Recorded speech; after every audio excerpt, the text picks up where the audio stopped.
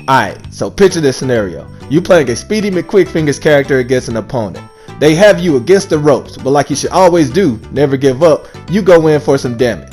You successfully end up getting the damage to the point where it's at an possible decisive blow. So now you're in this situation, it's easy to think, what do? Should I wait for my opponent's attacks? Should I go in for a low? Should I just rush down? What do you do in a scenario like this? Well, with this series, I give you the most optimal option to use in situations like this. So, if you're interested in this series, please be sure to give your boy a follow. And if you found it helpful, please be sure to give it a like. So, now without further ado, see what I did there? What do? Oh man, I need to get better at these. Okay, so in traditional fighters, the decisive blow, or blow needed to finish the round, is usually determined by the 50-50 mix-up or punishing a player's attack. So, in this case, whether you want to punish the opponent's attack or go for the 50-50 mix-up, you want to space out your opponent and go for the punish. And here's why. So, like in all things competitive, you want to be mindful of your situation and your surroundings.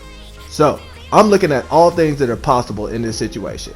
The meter I'm at, the spacing of my opponent. I'm looking at every situation and figuring out the option to use.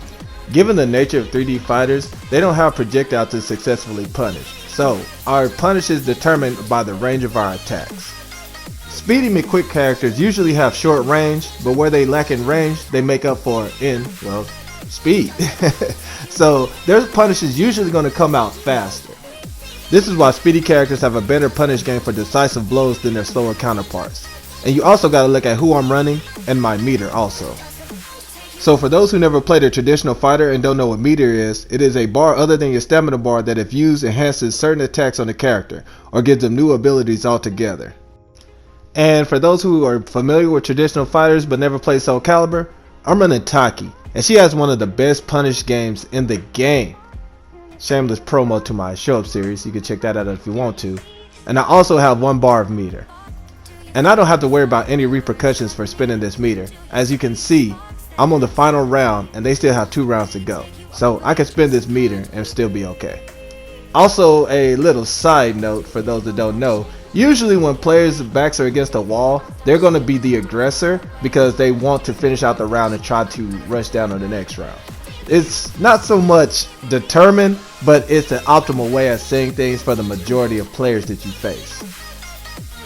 Seeing as I have one of the best decisive blow punish characters in the game, and I have the proper spacing, the answer becomes clear. I wait it out, I bait it out, and I go for the punish. If you found the video helpful, please be sure to give it a like, and subscribe to your boy to stay up to date with these optimizing episodes. Until then, peace, love, and show out everybody.